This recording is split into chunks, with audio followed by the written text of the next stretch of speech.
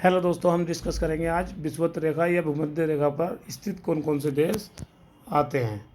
ये सबसे पहले साउथ अमेरिका। नॉर्थ अमेरिका में विषुवत रेखा नहीं काटती है देशों को, लेकिन ये काटती है। तो इक्वाडोर, सबसे पहले देखिए इक्वाडोर, कोलंबिया और ब्राज़ील।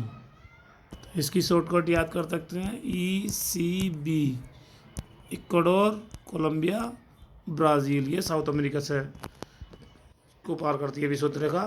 अब अफ्रीका की बात कर लेते हैं। अफ्रीका में Gabon, Republic of Congo, democratic Republic of Congo, Uganda, Kenya और सोमालिया। और ये है साओ टोम प्रिंसेप। एशिया में आ जाते हैं मालदीव, इंडोनेशिया, किरीबाती। टोटल देश कितने हो गए? 13। EBC इसका हो गया Ecuador, Brazil, Colombia. GCC UKS, Gabon, Congo, republic Congo और युगांडा, केन्या, सोमालिया। M से मालदीव, I से इंडोनेशिया, K से किरीबाती और साओ टोमो। तो EBC, GCC UKS, MI। अगर विषुवत रेखा की बात करें लंबाई की, ये 40,090 किलोमीटर की है, जिसमें 78.7% जलीय है, 21.3% स्थलीय है। आइए कुछ प्रीवियस ईयर क्वेश्चन देख लेते हैं जो लास्ट ईयर में आए हुए हैं। पहला क्वेश्चन है, पृथ्वी की भूमध्य रेखा की लंबाई कितनी है? 6400 किलोमीटर, 12,800 किलोमीटर, 40,000 किलोमीटर, 5,000 किलोमीटर। अभी हमने पढ़ी थी 40,090 किलोमीटर इसकी लंबाई है। तो इसका ऑप्शन होगा C। निम्नलिखित समूह में से किस देश से भूमध्य रेखा गुजरती है? Brazil, Zambia, Malaysia. गलत। कोलंबिया, केन्या और इंडोनेशिया।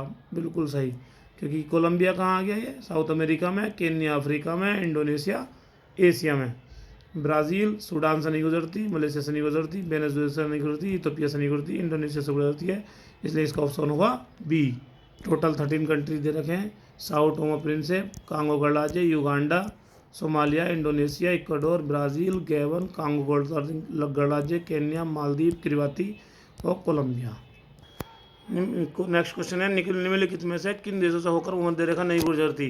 गैबन से गुजरती है, सोमालिया से गुजरती है, भूमध्य रेखा गिनी से नहीं गुजरती और रवांडा से नहीं गुजरती। मतलब 3 और 4 से नहीं गुजरती। ऑप्शन नंबर 3 और 4 यानी कि D ऑप्शन सही है।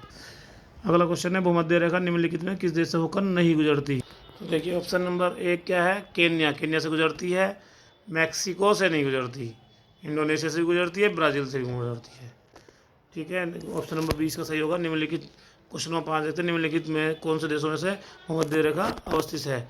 ब्रुनई में से नहीं है, कोलंबिया से है, केन्या से है, वेनेजुएला से नहीं है। मतलब 2 और 3 सही होंगे इसके। ऑप्शन नंबर B करेक्ट है।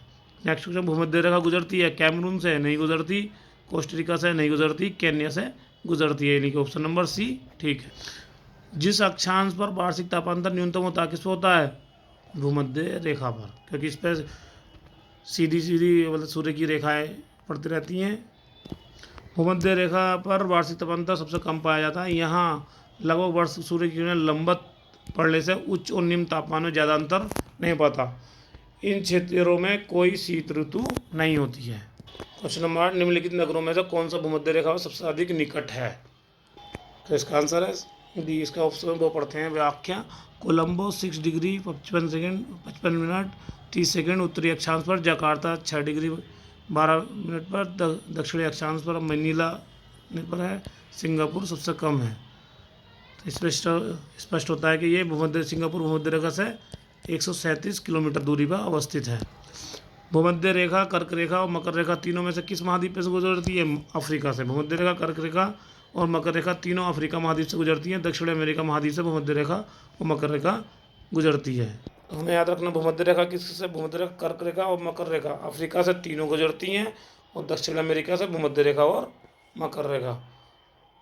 कर्क रेखा 23.5 में होती है नॉर्थ में, और मकर रेखा 23.5 साउथ में। दोस्तों आज के लिए इतना ही। Thank you.